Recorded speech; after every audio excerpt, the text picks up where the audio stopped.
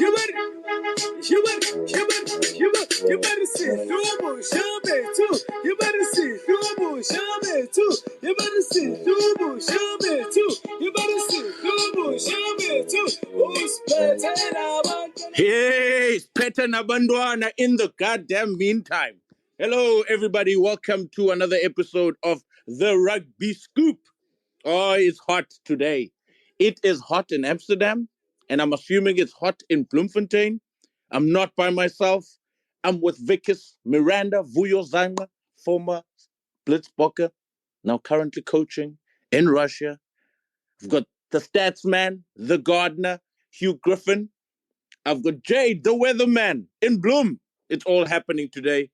Gentlemen, Vickers, how's it going? How's everything in Russia? Happy with the win? Fantastic. Everything is good. Everything is good. As Julius Malema said, the Springboks are cruising nicely. Okay, Man United later on. Vickers, don't celebrate too early. Don't peak too early, as Biza would say. Hugh Griffin, how's it going? It's going good, man. Looking forward to this. Looking forward to talking to everybody. For the listeners at home, it has been going crazy in the group chat in the build up to this. So we're ready to play out the battles in front of you all. I cannot wait. Hectic. The weatherman, Jade, Craig, cold or warm in Bloom after last night? It's warm, bro. It's warm. The piranhas was flowing in Bloom last night, brother. Roadblocks. There was roadblocks being rode out again. You know, guys were celebrating. Street racing down the road. You know, Bloemfontein is in the box win. Jeepers, crazy times indeed. But yeah, gentlemen, we're not gonna wait or hold back. Kicking off, obviously, the conversation, just news making headlines currently. Wallabies, obviously winning last night against Argentina. And then you heard of Nisafora is joining Scotland. I don't know how that dynamic is going to work out because he's supposed to be in Australia, but now he's joining Scotland. But yeah, we'll read more about that because that's a developing story. And also news coming out this afternoon or earlier this morning, SA Rugby have requested a formal investigation into the circumstances that led to uncontested scrums in Perth. We all spoke about that last time, Vickers, where we said the Aussies were quite smart in obviously going for uncontested scrums for a good period of that second half against the Springboks. But nonetheless, a lot of people obviously are talking about last night, the All Blacks versus the Springboks. Some are calling it an auspicious occasion down at Emirates Airline Park. Some are calling it suspicious occasion. The Springboks versus the All Blacks. Vickers, your thoughts overall, build up to the game, obviously talk about Itzabeth starting, not starting, mind games, chess games from Rasta. Your thoughts, build up to the game, and obviously just an overall look at the game, and then we'll dissect it once after one has given us basically their overall thoughts of the game. You start off, you kick us off, Vickers. Yeah, I think, look, good afternoon, guys. Look, I think we all can agree that it was one of the best games we've watched in quite a while. When I looked at a couple of things, I think, as we discussed last week in the space, it was all going to be about ball possession. And I think if you look at that first onslaught from the All Blacks, I think it was almost like 20 phases or something like that. So looking at those things, I think it was both teams had an intent. The intention was to get hold of the ball, keep it, especially territory-wise as well, making sure that your kicking game is good. I think I know we're going to get into it a bit later. First of all, I disagree with Farsi's yellow card. I think once there's a tackle, there's no offside lines. But if someone is over the ball, then the offside lines are there. But he was obviously given a yellow card for that. Obviously, the Bonambi try, we discussed it in a couple of groups that it was meant to be reviewed, but it wasn't. I thought Perinara was poor on the day for the All Blacks. He slowed everything down. He was looking at who to pass to. And I feel like that's one of the things that the All Blacks didn't need, because every time South Africa was set and we were coming off the line, you could see from New Zealand side, they were trying to get around the blitz defense to try to get to the touch lines. But every time they got to those touch lines, the Springboks were loading numbers into that breakdown, and they were making a couple of turnovers. Dialende made some good turnovers in the game. I think he wasn't too bad. I think he was pretty solid at 12. I mean, guys, we can't stop talking about this kid, Sacha. Wow, what a player. I think he's going to be one of the South African greats, if injury-free, of course, to continue his career. Yes, saw him chirping a couple of times in the game. I think it was the second half. He was going hard at, I think it was Perinara or something. But both teams were looking at, obviously, the variations within the lineouts. There was one lineout that Scoop, I think you can come in on this one, is when Jason Dixon dummied off the lineout off the top and threw it to Sacha. How did Sacha get there so quickly if he was 10 meters? But anyway, I think overall in the game, I think for me, we saw again both teams looking to dominate the collisions. Both teams were looking at how they could obviously put the other team in distress. I think where the game was lost is that last the 10 minutes of the yellow card with I think it was Tuanafasi. I think after that, New Zealand sort of like set back, trying to protect the lead. And I think that was their biggest mistake, because it just played into the Boks hands. Something also to think about, guys, is Sia went off on a concussion. Kurt Lawrence went off on a concussion. So the question is, will they be allowed to play in 7 days' time? Hugh, Griffin, your thoughts, overall thoughts? Yeah, I loved the game. Really tense. It was one of those ones where there was a lot of mistakes, but the mistakes just added to the drama. Maybe it wasn't the purists game, but it was absolutely pure drama. It was pure excitement, something happening all of the time. Edge of the seat stuff, very, very tense. I thought that the Springboks, I think, were the better team. I think the right team won, but they let a lot of mistakes. I was thinking that, if the All Blacks had won, man of the match is a Springbok mistake. Would have been what had decided it for me. But the Springboks managed to come back into it. The bench, again, making a difference. This is something we spoke about in the preview as well. We spoke with Jade, asking, is the All Blacks bench going to be a problem for them? I don't know if it was a problem, but it wasn't a solution.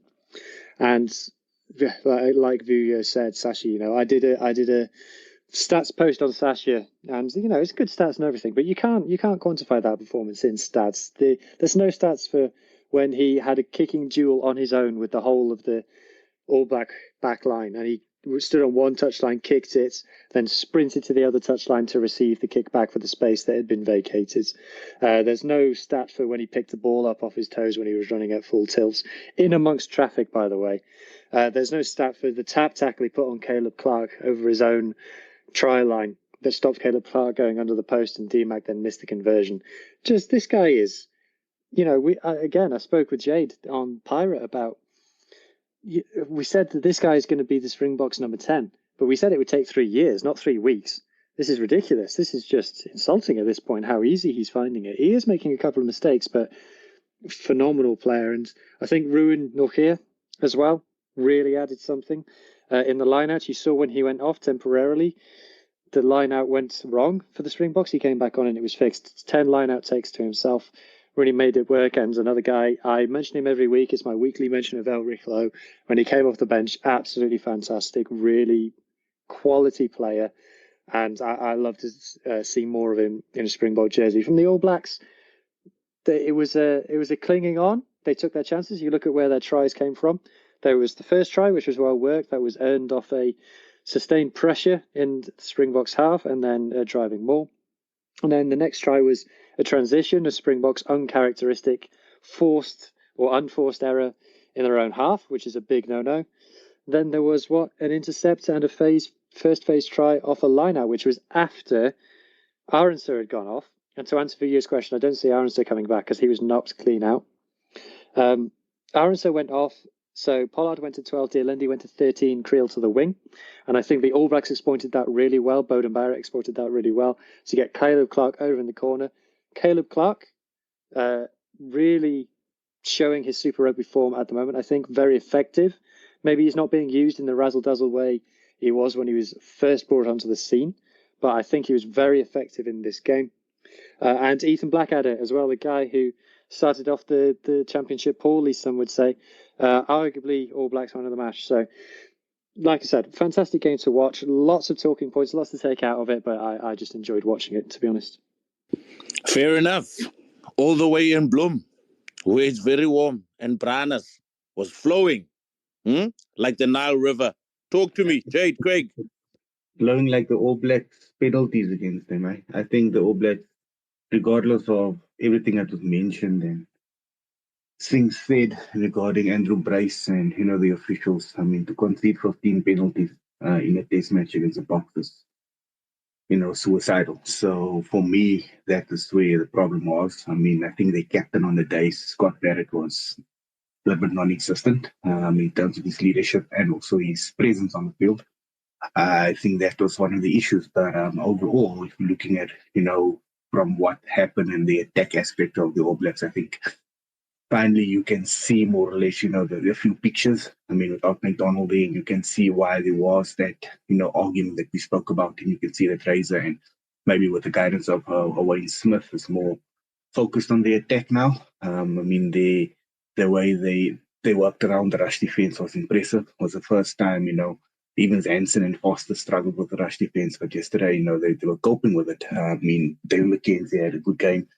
Not with the boot so much, but tactically for 60 minutes he was brilliant. His kicking out of hand was good. His short passes, his loop passes all worked yesterday, and I think he made Jordie Barrett finally linked up. He stopped his running laterally. So I think in terms of that from the All Blacks, there's so much positives, but they still lost the game. I think if you guys, we're really going to have to look up and, everybody's talking about Ethan Blackadder and, Nokia has been mentioned and Fassi and Sacha. But one of the best players yesterday on the field was Tyrell Lomax. That interplay that he had, I think it was Caleb Clark first try. Absolutely brilliant from a tight head prop. He stood his ground against Ox. And, I've been writing about this guy whole season at the Canes.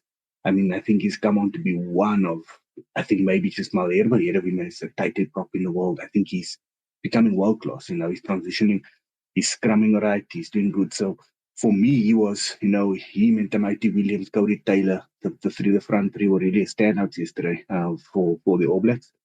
But yeah, in terms of the box, they won a game we've similar in the past. We've seen New Zealand win that against the box, where they come from behind, the McCaw and Kieran Ree era, where they just come from behind. And then they win the game against the box where, they thought the box would bury them.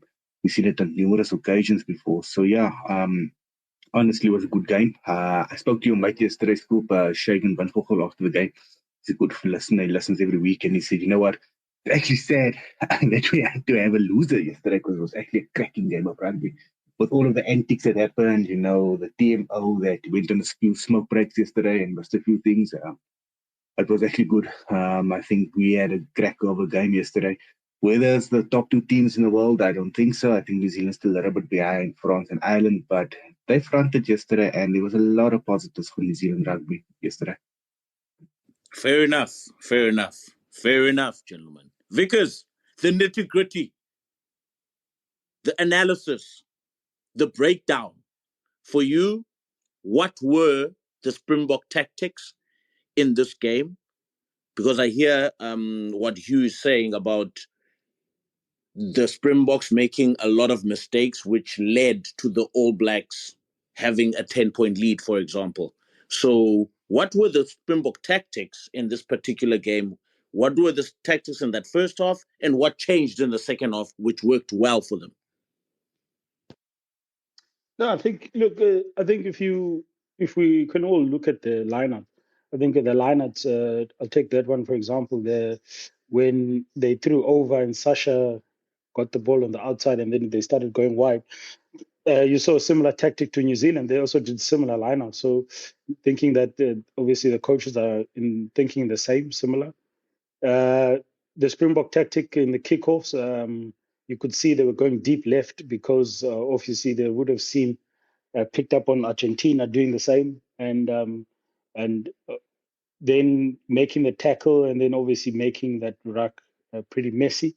Then I think if you notice also from lineouts, a lot of times they were using Sia to carry. I don't know. I think that's one of the reasons why the intercept tried, because Jody Barrett just knew where Sia was and he was just running to that space just to block that pass, and he got an intercept. I think they will probably have to start doing a variation on Tialende carrying, Sia carrying, like so that they just give that unpredictability. I think that will definitely be more probably looked at next week. Other than that, not so much visual tactics. One from New Zealand, though, that did stand out was the kickoffs. They tried to vary their kickoffs. They were kicking all around the park. They were using the short kickoff, the deep kickoff, deep left, deep right. So they were trying to obviously unsettle South Africa in terms of that. But also, look, if you did see the wide rucks, like I mentioned earlier, the wide rucks was quite evident that they were targeting the backs in terms of as soon as that ball gets wide, the box was just climbing into that breakdown. Also, like there were a couple of small things that you wouldn't have picked up, but go look at a lot of rucks that New Zealand had off kicks received. They were literally sealing off, and obviously South Africa as well. But I think that's starting to become a trend, and I hope that the officials can start to sort it out. Okay, fair enough. Jade, from the All Blacks perspective, obviously Razor had a game plan. Vuyo talks about the switching of kickoffs. He talks about the sealing of rucks, because from what I saw, I think the All Blacks were kind of overcompensating every carry. So every time somebody carried, so the guys would probably try to exert a lot of pressure or they prepared for themselves to have hard cleanouts where they basically clean beyond the ruck. And sometimes they were off their feet, as Vuyo just said or alluded to, in terms of sealing off. And sometimes they'll clean past the ball and leave that ball open for either the box to pick it up and play or put TJ Perenara under pressure. But from an All Blacks perspective, I mean, what did you see in Razor's game plan last night that actually got them those 10-point gap? Look, I agree with you in terms of, they sealing off and the cleaning at the ruck wasn't accurate. I think it's also mindset where they knew they had to be a little bit more physical at ruck time, especially with the box presence at ruck time. The box is a very physical team. And there's a few guys there that, wanted to meet the physicality and stand up. And I think that was just in terms of, maybe, overdoing it, maybe, the experience that came in there, trying to be too physical, making mistakes, overexerting yourself at times. So I think it was that more than a time issue. So I'll give them a benefit of the doubt in terms of that. Although they did have a reputation in the past, especially with the likes of Retallick and Whitelock, where they would clean past the ruck, and later on Ireland picked up on that as well. So it was seen as, they used to call it dark arts back in, but they started to pick up on it. So let's see what they do next week in terms of ruck time. I don't think they were too protective over their own ball at ruck time. I think there was a few turnovers the box got. I think the box got something like 7 turnovers in the game, which is quite high, against England. If you just put in comparison, in the England series where the All Blacks played against England, New Zealand only lost the ball once in the 2 tests of their own ball from a turnover, where they had 7 turnovers in one game yesterday. So it is creeping up. And we've seen it also with the test against Argentina, where the likes of Montera and, those guys got into the New Zealand team at ruck time. So there's a lot of work for Razor to do there. But in terms of the attacking shape, I mean, they were innovative. They tried things. I mean, the last try of Caleb Clark, throwing the ball over the top, that was really positive. There were still a few guys, that were very quiet. They still didn't get over the advantage line, as they should have. Their post-contact meters and their post-contact carries, weren't the carrying position wasn't, up to standard at international level. So they really didn't make meters. The box really, watch them and really shadow them at times. I mean, the first phase of the game was 16 phases, and we just saw Northern New Zealand, but never really looked. There was no line break actually there. It was side to side and making meters, but no hard meters. They never really looked at the threat or threatening the box's line at that time. So I think there's work to do with that, especially if they're looking at the post-contact meters. But other than that, we could see the tactical kicking was better. I mean, there was a few times where they kept Fussy in the back three guessing, where David McKenzie would bomb them. But again, sometimes his positioning or his ball placement wasn't correct, where, he should have kicked a little bit too deep, or he should have kicked in the corner a little bit. I mean, they were innovative. You look at the one kickoff where they did a switch, and then David McKenzie added, and then Jordy Barrett kicked over to Caleb Clark's side where he knocked it on. But I mean, they were trying stuff. From scrum time, it wasn't just normally that, quick ball, channel one ball wheel. Like we always speak about the box, the All Blacks tried to do against the box. They actually kept the ball in. They tried to get the second shove at time. They couldn't get it. But yeah, line-out times was again where, a little bit disappointing, where they didn't go as much to the tail, where they could get more variation and bring guys like Rico, Ione, and Jordan into the game as more front foot, 2 or 4 ball, quick ball, and throwing off the top, setting up from there with Clark or so. So that was more what we've become accustomed to under the Foster era that Raven needs to work on. They need to be more a little bit innovative at line-out time. But that will come later on as they go on. But in terms of the pictures, in terms of what they showed yesterday, like I said, they were innovative. David McKenzie looked much, much better. I mean, there's times when they worked around the rush defense, his not inside part, but his short passes and interplay with Bowden Barrett. Bowden coming deeper into space, cutting through the line. I mean, they made 5 line breaks yesterday as well, which they scored 4 tries basically against the world's best defense, which is positive. So, yeah, for that from New Zealand side yesterday, I think there was a difference in the attacking shape. They weren't so structured like they were for the first few games under McDonald. They didn't have that, that real patient Neil McDonald build-up. They tried stuff. They threw the ball wide. They got a few overlaps. I think Ethan Black had a one where he should have just passed the ball to the outside. Caleb Clark would have scored, and then he held onto the ball. So there was a lot of attacking pictures that they presented yesterday in the first 60 minutes. And then, unfortunately, after that yellow card of Tuanga Fassi, they were against the ropes. They were out, they were gassed. So positives for them, but they got a lot to work on as well. I think Razor has a lot of things he can work on and a lot of things he can smile of as well. So yeah, I don't think the glasses are full scoop, but yeah, I like I said, and you could see in what direction this team is finally going under the see. Yeah, fair enough. Hugh, on the stat side of things, I mean, looking at this particular game, topsy-turvy, one team, I think the All Blacks didn't look like, how can I say, they scored a lot on the set piece and turnover ball. But in terms of structure and literally gaining ground from phase play, gaining ground from tactical kicking, I think the Springboks kind of probably won that battle in the game. I had to watch a game earlier today as well, again, just to refresh the memory. But on the numbers side of things, I mean, where do you see this All Black team now versus what we saw during England against Argentina, where we complained that they're playing too much rugby in their own half, and the stats are showing that as well. But versus the Springboks, who are currently they're doing everything they can to spread the ball out wide if they can, or do the tactical kicking or out of hand kicks if you prefer. But I mean, on the numbers side, I mean, what's popped out for you for this game for the both teams? Yeah, I think that's right, that the All Blacks played a bit more in the opposition half. 61% of their ball was in the opposition half. The All Blacks still playing quite a lot, so it was still 2 passes per ruck, I believe. 2 passes per ruck, which is by far the highest of the weekend. Next highest is the Wallabies with 1.6. Pumas and Springboks both at 1.2. So still quite a lot of passing. The replacement scrum half for the All Blacks barely made any passes at all. So that kind of tells you where the game was by the time he came onto the pitch.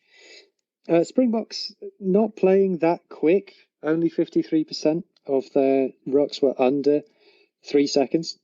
So that's quite low. Normally you'd see it in and around the 60%. They had about 90 rucks. So give or take 40 to 45 rucks lasted longer than 3 seconds, which is reasonably slow. I don't know whether you guys think that was because of something to do with the background, All Blacks contesting. One thing that I noticed was that Andrew Brace wasn't allowing much of a battle.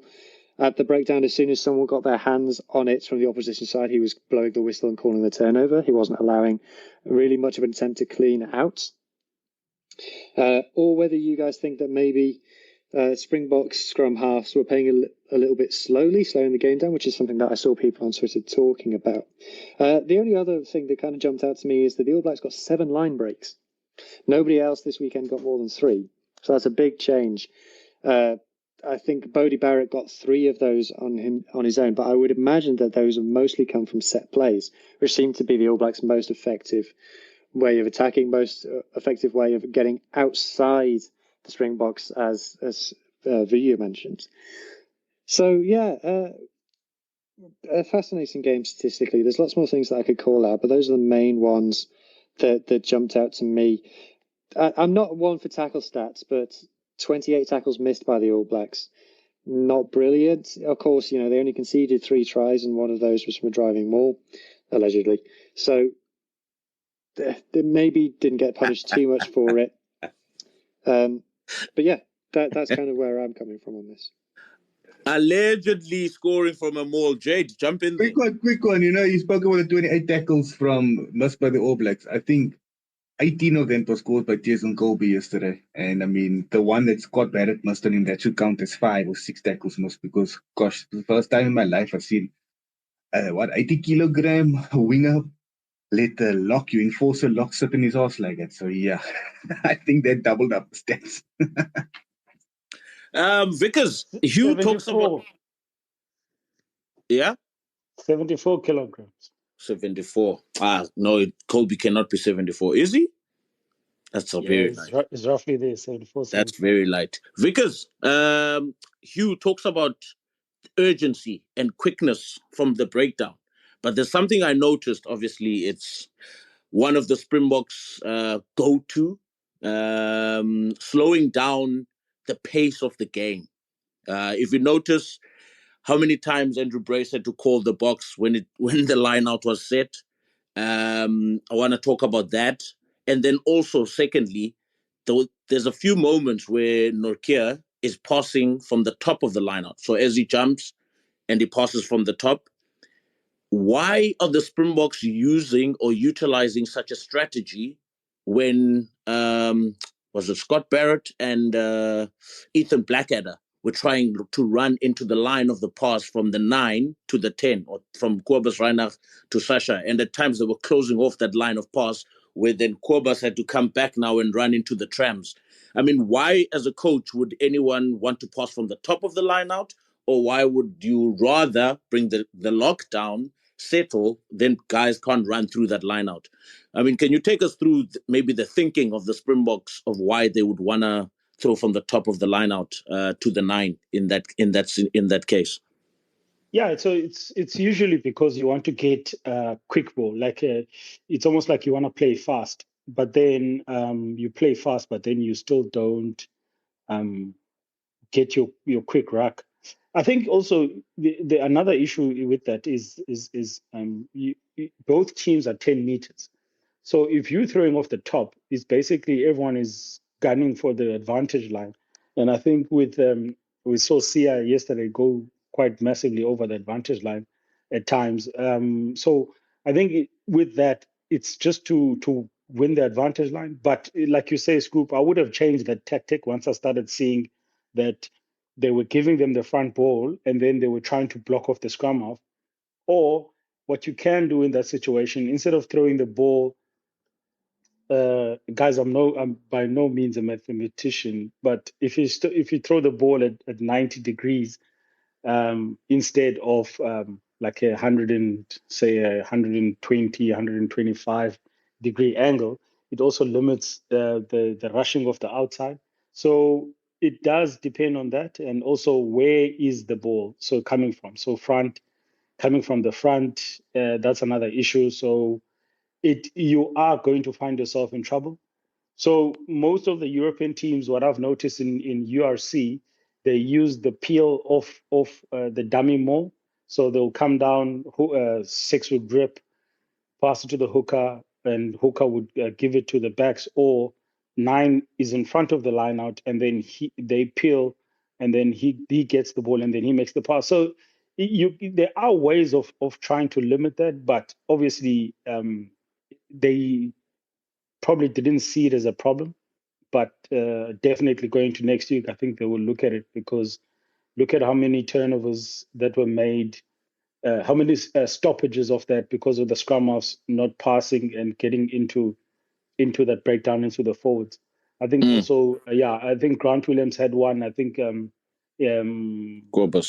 Cobus had a couple as well. So so it's one of those tactics group. It's all about winning the advantage line. It's all about dominating that advantage line. I think that's why most teams you'll see that they'll throw off the top very quickly and get the pass to the 10 quickly. Interesting. Hugh, you want to jump in there?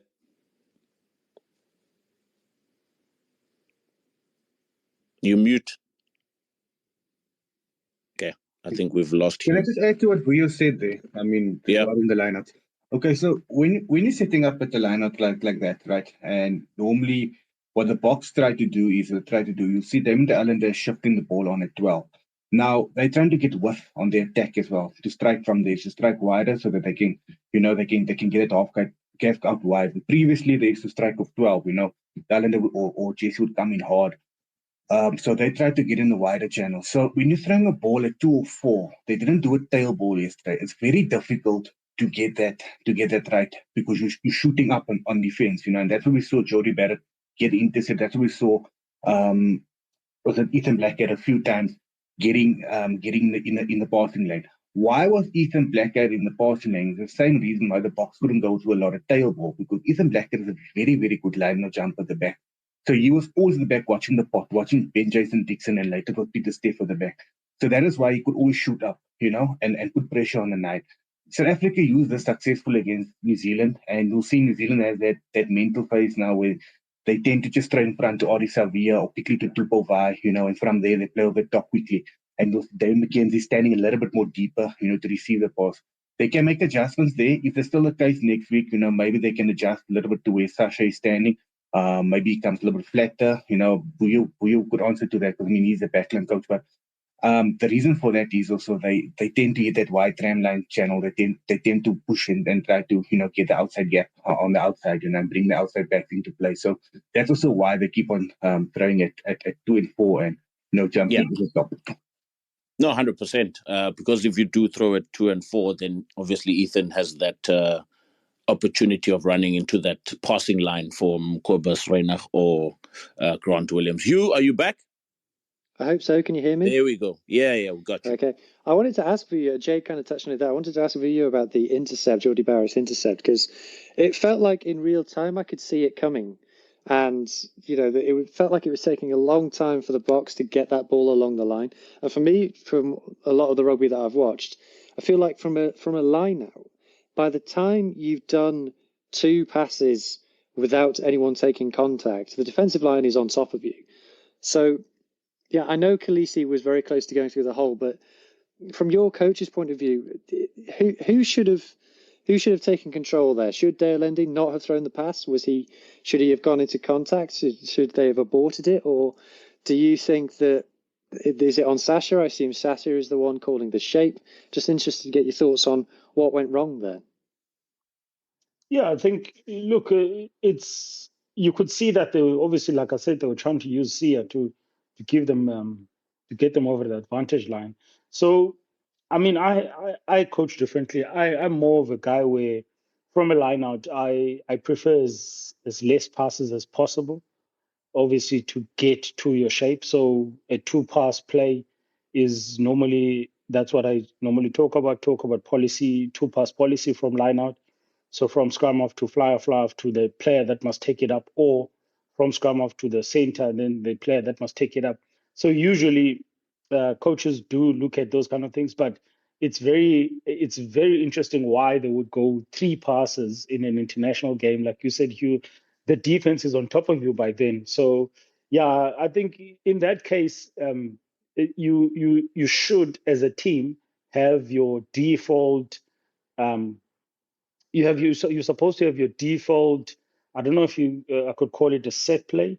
Whereas if it's not gonna get there, rather Dialenda takes it up, and then that becomes our default play. So we either go back to the forwards, or the forwards and 5 come around, or the ball goes to the touchline to the backs. So you usually should have something like that in your playbook, so that you don't only have, if you don't only say this is where we go and that's it. You should always have like a backup plan if in case it doesn't work. Yeah, 100%. Fair enough.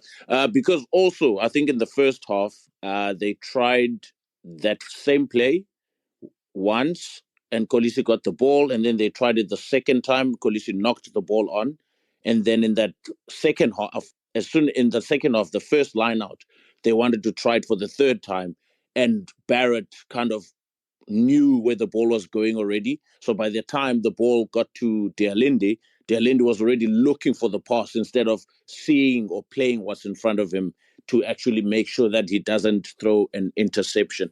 Jade, I want to bring you on this one now because Vuyo mentioned something about the wider channels.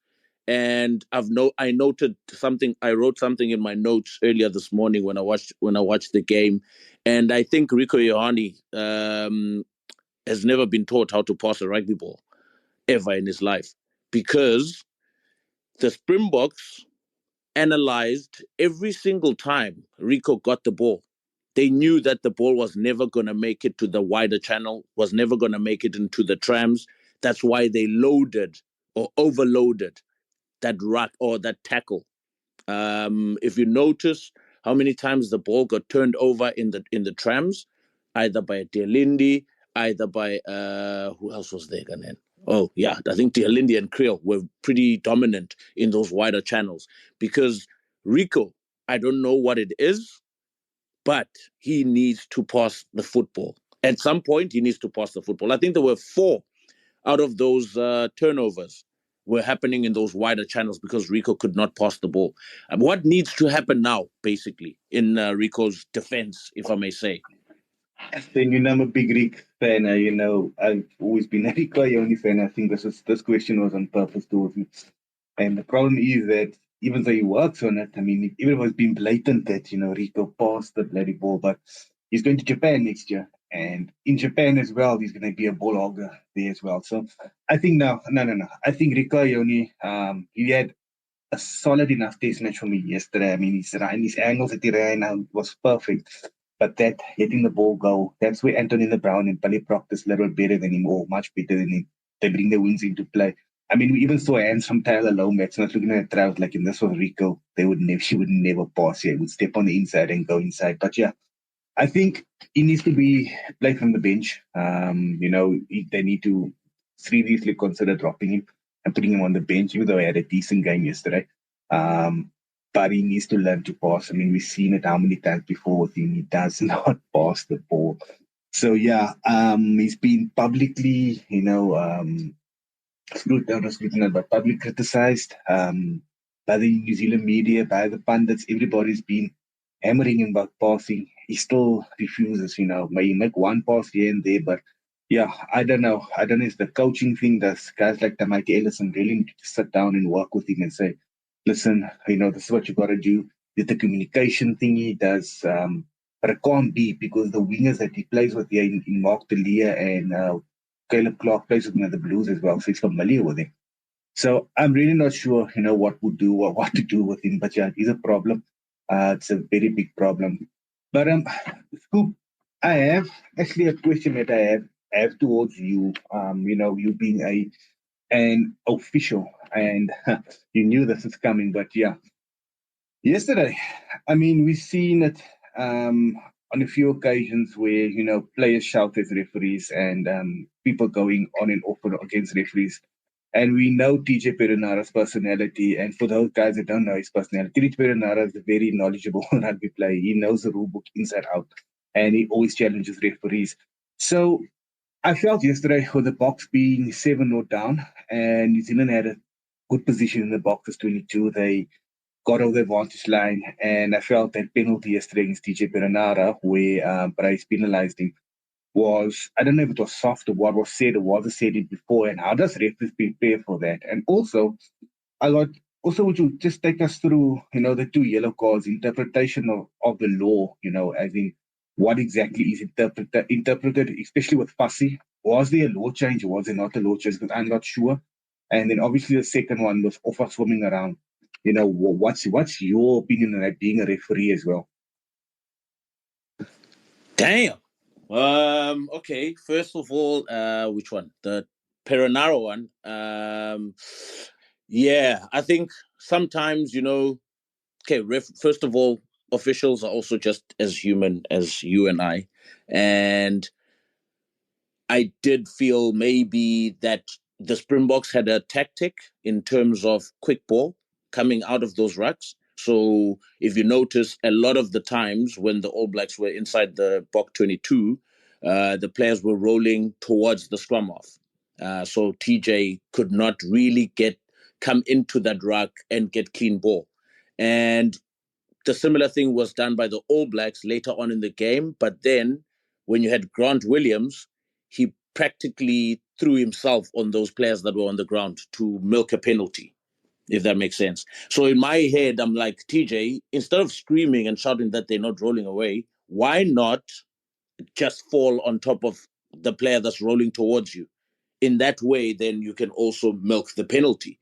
So there's no need for him to be screaming and shouting, because if you do that, you get on the wrong side of the referee, regardless of the scoreboard, regardless of what's happening in the game. If you scream and shout, then you are practically telling the referee what to do in the game. So that's a big no-no for any rugby player out there. And then the fussy one, there should have been a person. Okay, it could have been just a penalty because it was a tackle, first of all, and then there should have been a person from the Springboks over the ball to create an offside line. But within that, there was no one there. So since the ball was popped up, I mean, it could have just been a penalty coming from the wrong side rather than maybe a yellow card. But obviously the interpretation was on the field. I thought Brace was communicating either with his AR or the TMO, because he was always talking to somebody within that aspect. And then for Offa, it's one of those things where the All Blacks were warned once and they were warned twice. And then eventually, regardless of the penalty, regardless of what the official is seeing on the field, because I mean, on TV, it's a different picture from what is basically playing out in front of your eyes on the field. Yes, the TV might give you another angle, but what an official sees on the field is, I think he's pretty close from my knowledge, because once you on that park, you're seeing things probably differently from the people that are watching on the telly. Vickers, yes. No, okay. So the ref said, he said, Fassi was preventing the offload, whereas I'm not sure. I mean, I've looked at it. Sam Cane picked up the ball, so because Sam Cane picked up the ball, Fassi was not in the wrong position. It was only a tackle. Fassi was not trying to make a turnover. He was just tackling to get out.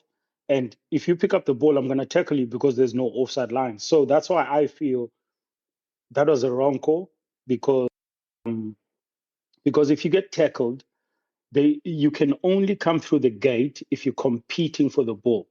But if you're not competing for the ball, if someone picks up the ball, then in that case, it's nothing. It's a nothing.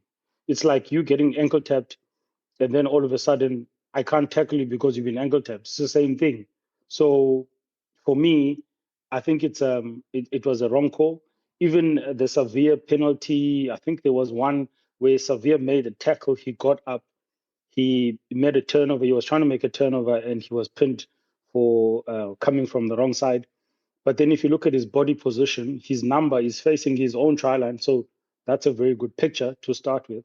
So I think, like, if I look at, I don't want to talk about refs or make refs look bad, but I think there were really a couple of just minor calls that played a big factor in that game. But Yeah. I mean, quickly, everything. can I just, Yeah. let's just elaborate on this whole thing and where the problem I have with this. Look, let's be honest, it was bigger than push. I think Andrew Bryce was a little bit out of his depth yesterday. He blew the biggest game in Test rugby. He would make a few mistakes. I mean, obviously he's human, like you said. But then now we got to look at who's available for the rest of the world to blow this game. Who is your top referees? So you have your Luke Pierce, maybe, and then you have Angus Gardner, and then Ben O'Keefe. I mean, and then the Georgian referee. I think those four, for me, is who could blow, who could officiate this game. So it's actually sad that, we only have four who's that quality that can take on a game like this. Holly Davidson. Yeah, but I mean, she hasn't blown a game at this level, the same like Andrew.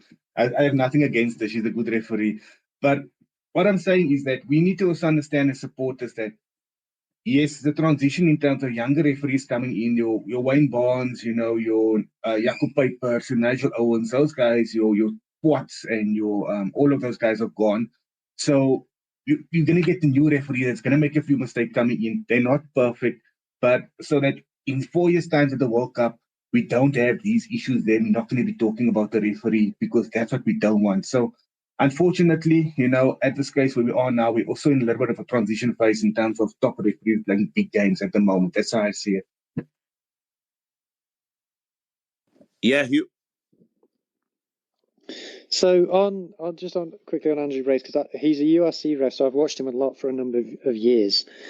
Look, and he gave a decision against Wales in a defeat to Italy a couple of years ago that I'm still upset about. But the thing with him is that he is very, very strict and he blows his whistle very quickly. You'll see someone like Luke Pierce or someone like that shouting at the players, telling them to move, trying to prevent penalties.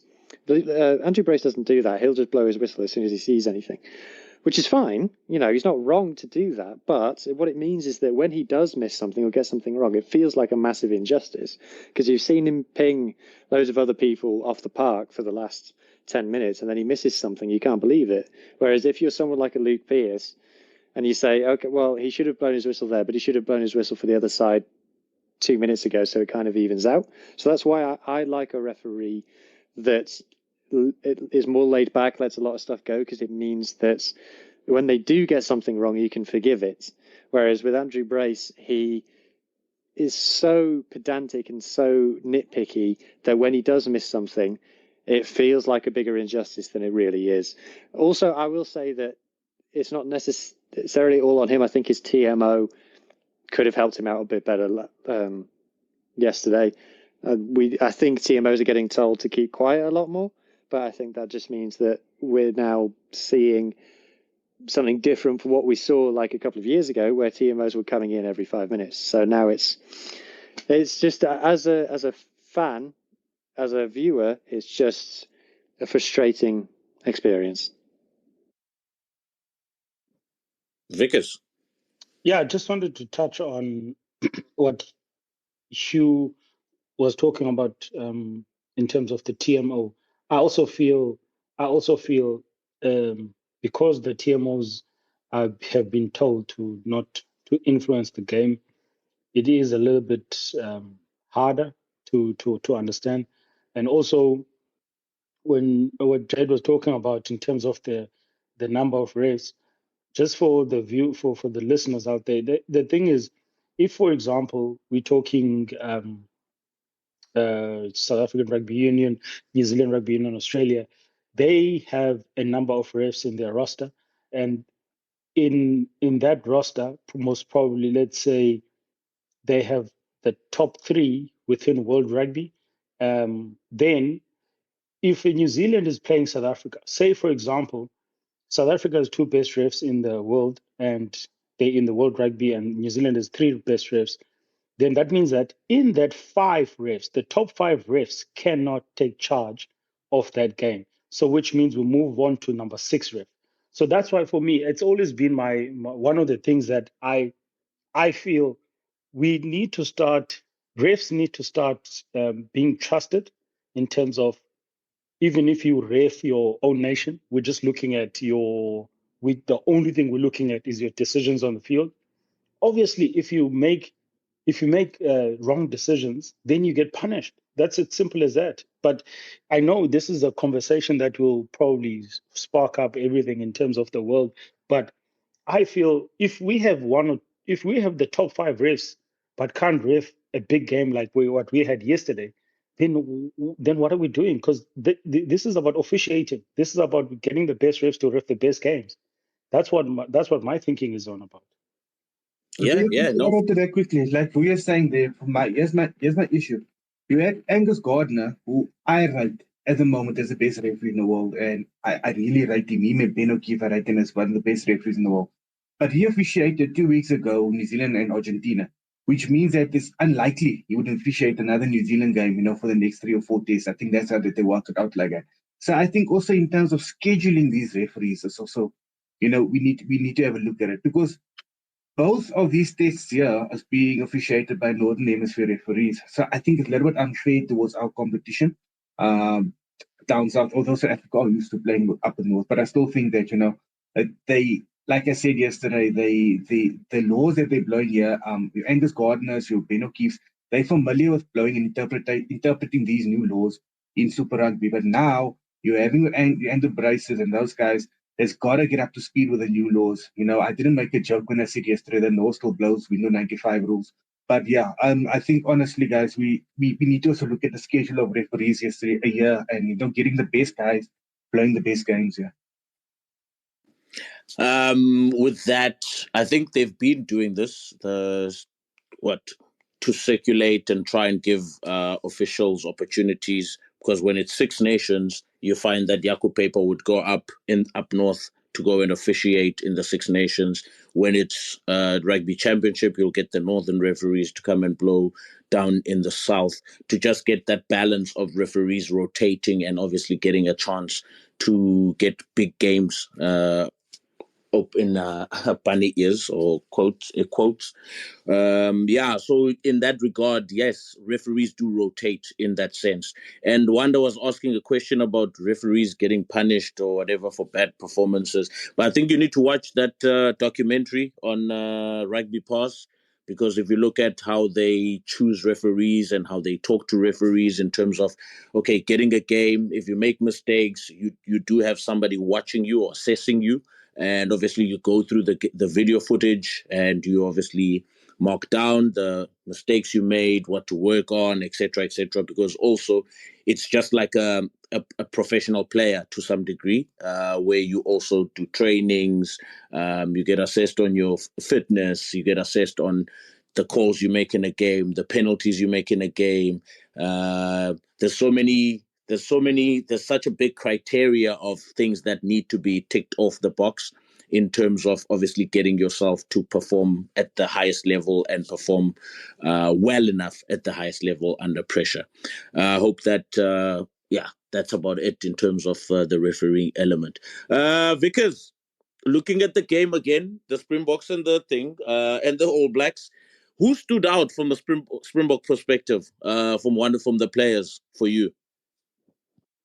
For me, I think it was obviously Peter Steph Detroit got man of the match. I mean, we've grown to see now how effective he is in games. I think what stood out for me was I was impressed with Jasper Wiese. I don't know if you guys agree with me, but I thought Jasper Wiese, to have his game back from obviously suspension, I think he did brilliantly. You could see obviously that he is running out of legs just in terms of the intensity of the game. So I felt he was pretty good. Obviously, we can't stop talking about Sacha. Then another person, I think Fassi also had quite a comfortable game from my side, from my view. I think he was, barring the yellow card, I think he literally did some good things. I mean, that one up and under, I caught it and then Grabbed it for Cheslin Kobe. If that ball had stayed infield, for example, I think we'd be talking something different. But yeah, I think Fassi, Sacha, Jasper Wiese, obviously Peter Steph Dutoy, and obviously Evan Itzabeth, when he came on, they were never going to sub him once he went onto that field. So, yeah. But anyway, yeah, I think those are the players that stood out for me from the South African perspective. Yeah. Hugh, I heard you earlier talking about Sacha and talking about Ruan Nokia. Are you still within the same thought process in terms of who stood out for you last night? Definitely, those are the main two that stood out for different reasons. Yeah, Fazzi as well, I think, did well. I want to ask you guys about Damien de Allende. I know that Vuyo, you said earlier that you thought he was solid. I've had a look at his stats. His stats aren't particularly special, and I think him being used as a distributor first rather than a crash ball, and we talked about as well how the two-pass policy, which I'm definitely stealing and going to refer to from now on, two-pass policy, he passed rather than carried. Damien de Allende, to be clear, Damien de Allende is an incredible rugby player. It doesn't need for me to say that.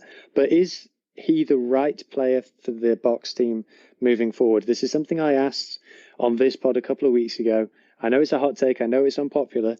But is he the right tool for the job long term for this Boks team? Now, that's the question. I'm not saying definitely no, definitely yes. But for me, it's a question.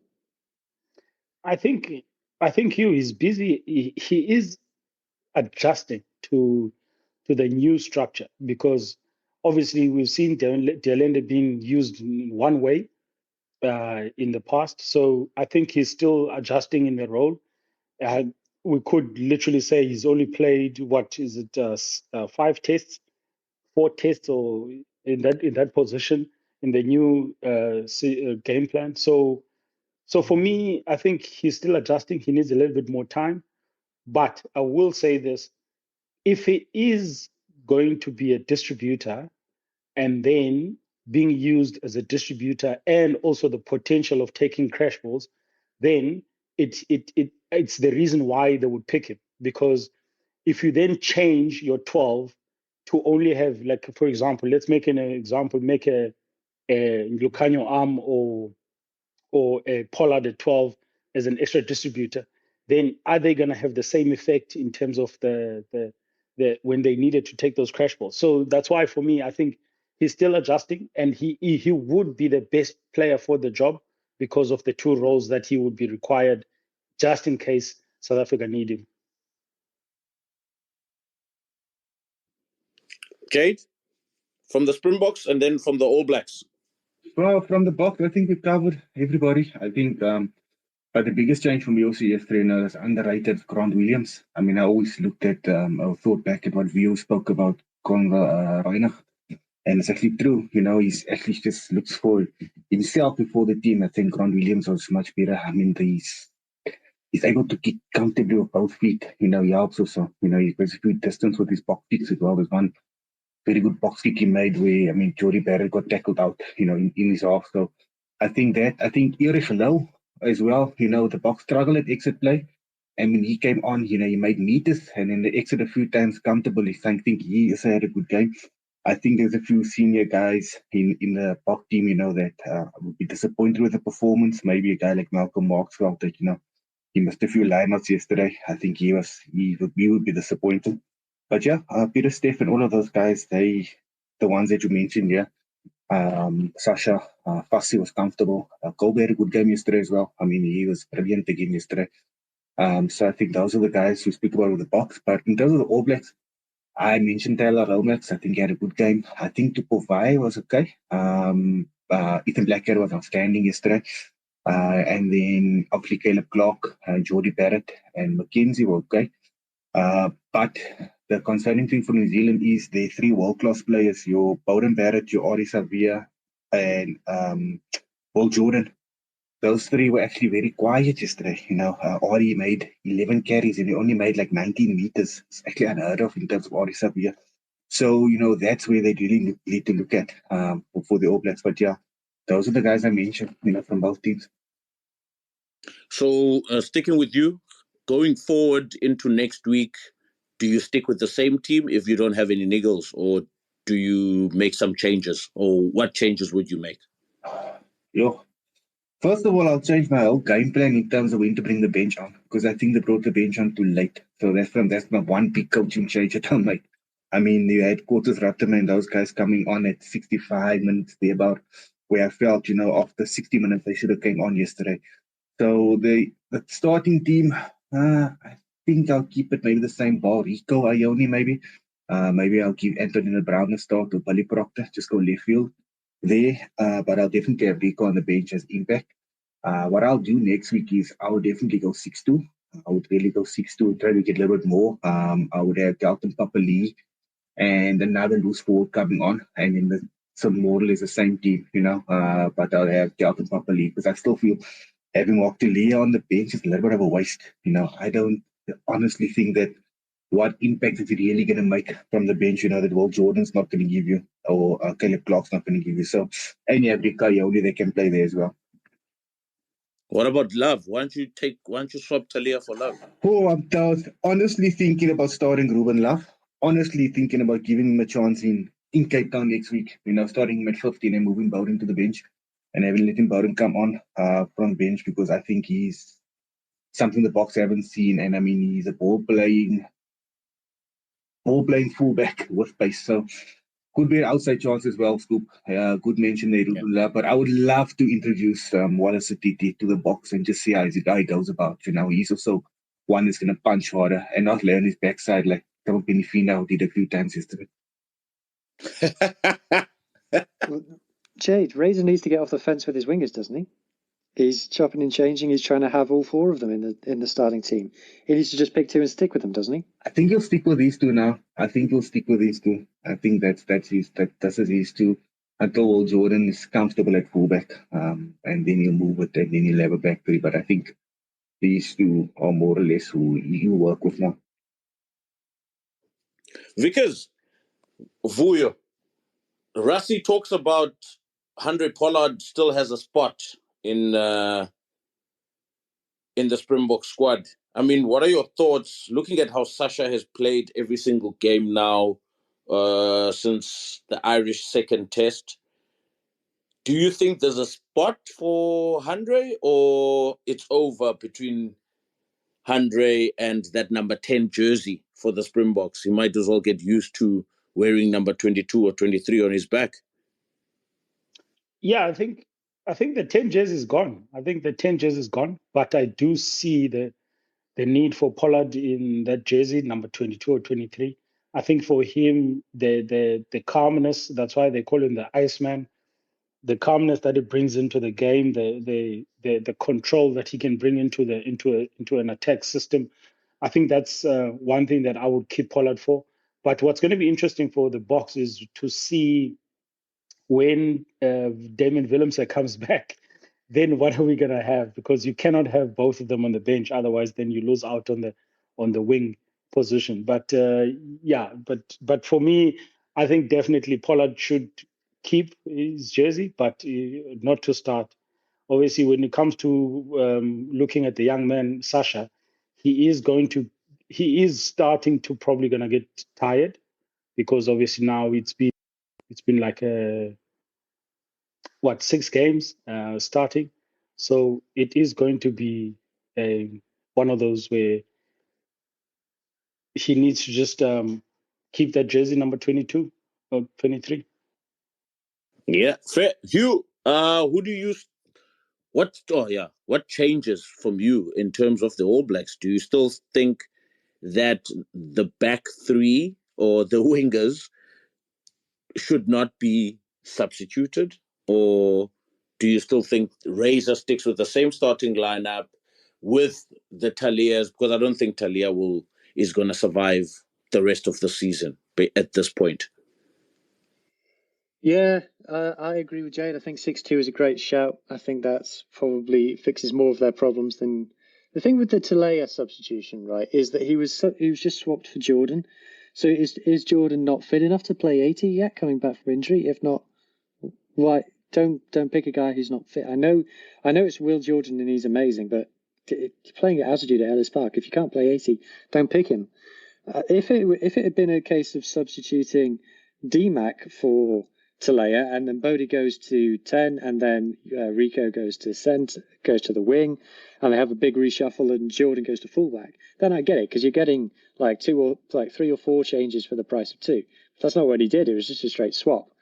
So for me, I agree with Jade 6-2.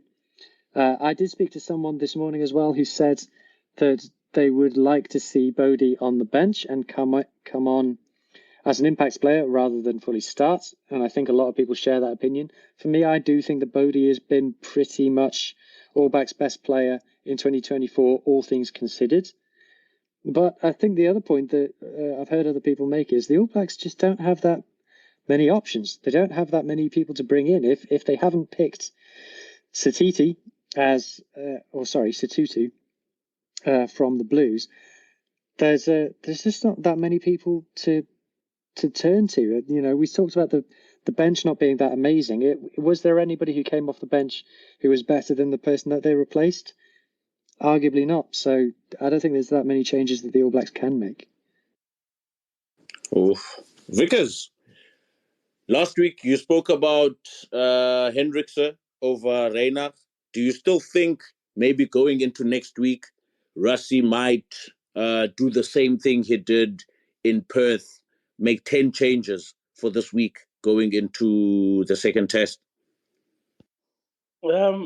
I don't think 10 changes, definitely not 10 changes, but he is in a comfortable position now to make changes because, I mean, if South Africa win 2 games against Argentina, there's no way New Zealand could catch them. So it will be the case of what is he trying to do with the squad? Because whether you win or lose next week, it shouldn't be a deciding factor of the tournament. The tournament will be decided against the Argentina games, so that's when you want to make sure that you don't make any mistakes. For me, I don't think you'd make 10 changes. I still believe, like I say, I'm still in that mindset that I think he needs to start. I think Jaden Hendrikse needs to be in that starting lineup, and then keep Grant coming off the bench, because you can see he comes in as a live wire. He comes in, he brings in the impact, and he does well when he's coming off the bench. So yeah, but I don't think 10 changes, definitely not 10 changes. But if I was in that position, I mean, I'm not, but if I was in that position, I'll definitely make some changes to the players that have niggles, like a guy like Ebenezer, because there's really no need for South Africa to win that game. We just need to win the 2 Argentina games, and the tournament is done. Who would you replace Arendse with? Would you go Mapimpi or Kanan Moody's back? Would you be tempted to go for him?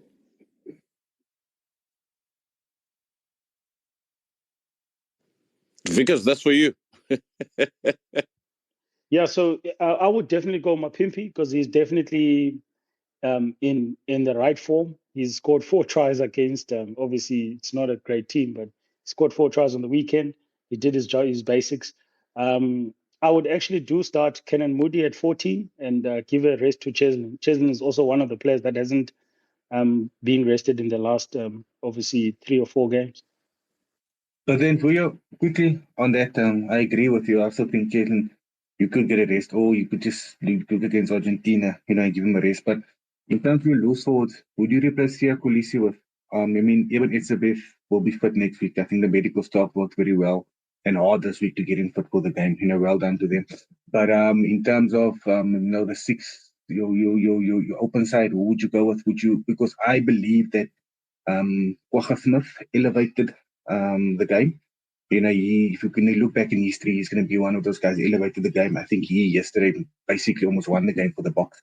But I think Kwagga Smith stays at number 21 from the bench. So you bring Eskom in and have it a straight swap with Sia Kolisi? Yeah, definitely Eskom. I think Eskom would probably be the one who's ahead of the other guys into that game, because if you look at both loose forwards that came off the bench, which is Eldrick Lowe and Kwagga Smith, they both had a massive impact in that game. And I think if you can just keep that rolling going forward, I think it will be good for the Boks. All right. There's a question there as well in the chat. Jade, maybe you can answer this one. What are your thoughts on Jason Benson Dixon's performance yesterday? Oh, he wasn't on for long, man. He was basically on in the box, on the back foot. I mean, he wasn't on for that long to really to give him a fair comment. I mean, what did he go off? In the 20th or 30th minute, he went off on a concussion. He never stamped his authority on the game. I mean, guys, let's be honest, not beat around the bush. If you're going to replace Pieter-Steph du Toit, it's big shoes to fill. I think, if whoever's going to play blindside flanker for the Boks in the future, he's always going to be, compared to what Pieter-Steph does. And for me, I think similar to, you can just look at New Zealand after Kano retired, you're going to have the same situation in the future. While Pieter-Steph is still there and he's not playing blindside, you do see the difference, in terms of that at flank. So, yeah, I think, it was a little bit unfair to criticize him after 30 minutes, but I don't think he'll be happy with his performance. I know he really can do better. All right, fair enough. We are also running out of time, unfortunately. But the last one, obviously, Vickers, is the starting lineup from your side. Since we're going into next week, who do you start and who do you kick out? Who do you keep in? Yeah, so I think we definitely keep the same starting lineup. I think, same front row. I think that front row has been solid. I don't see the need why you should change them because you've got the bomb squad. Maybe look at bringing in Kitsoff on the bench for Wessels to cover obviously loose head and then maintain your lock pairing. Obviously, because Etzebeth was on the bench, I still think Etzebeth could have been rested. But if we don't have any locks at the moment, then I would rather have him there at lock, starting at lock with his locking partner, this number 5 from the Bulls. Sorry, I forgot his name now. Norkia. Yeah, Norkia.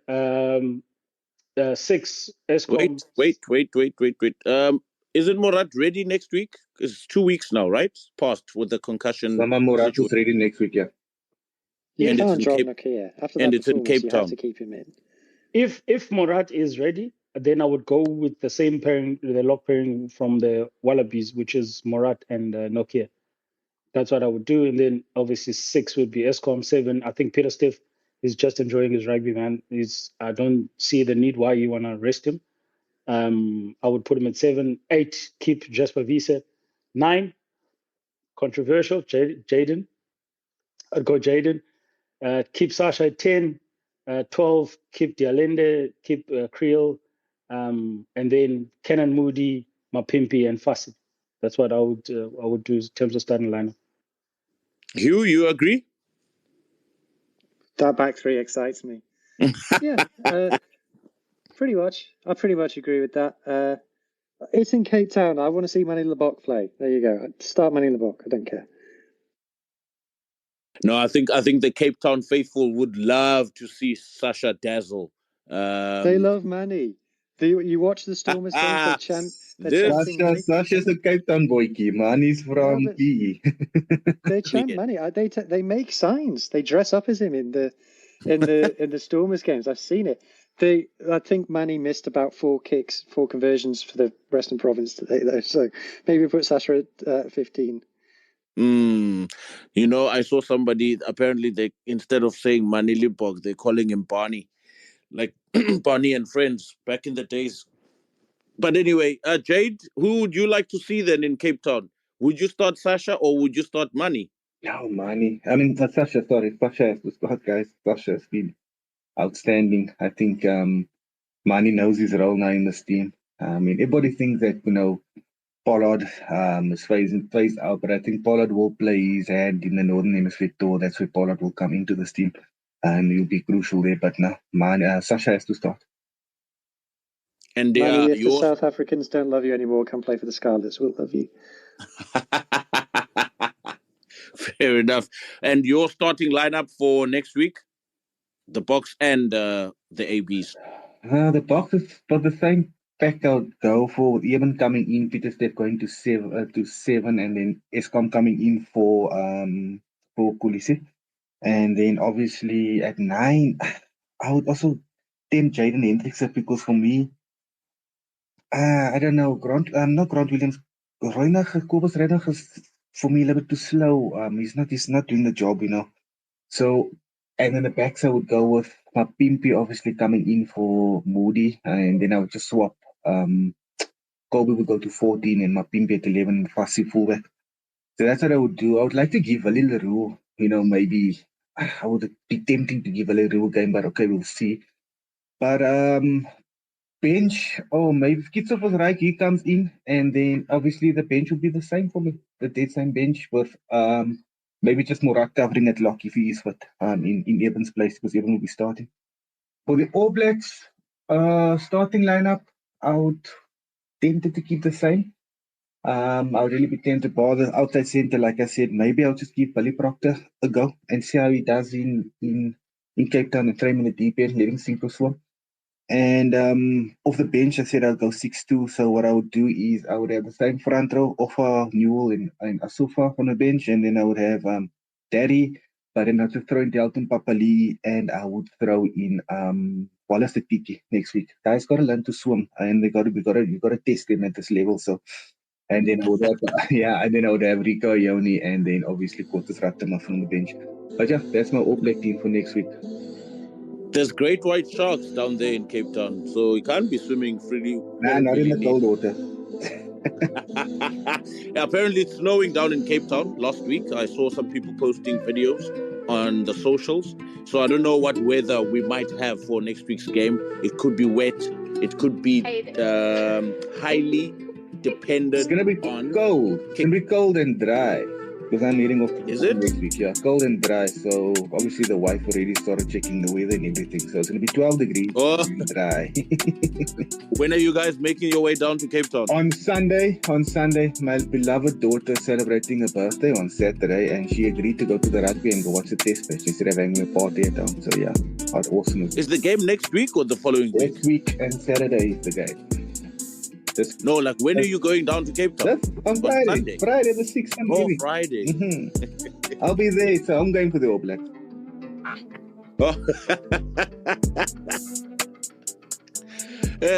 Okay, Vickers, I know you will be in your All Black jumper all the way in Moscow. But guys, we've run out of time, unfortunately. There was plenty to chat about. Unfortunately, we can't cover the Pacific nations, but yeah. Thank you to everybody for listening in. Thank you to my panel, Hugh, Griffin, Jade, Craig, and Vuyo Zanga. Thank you to the listeners.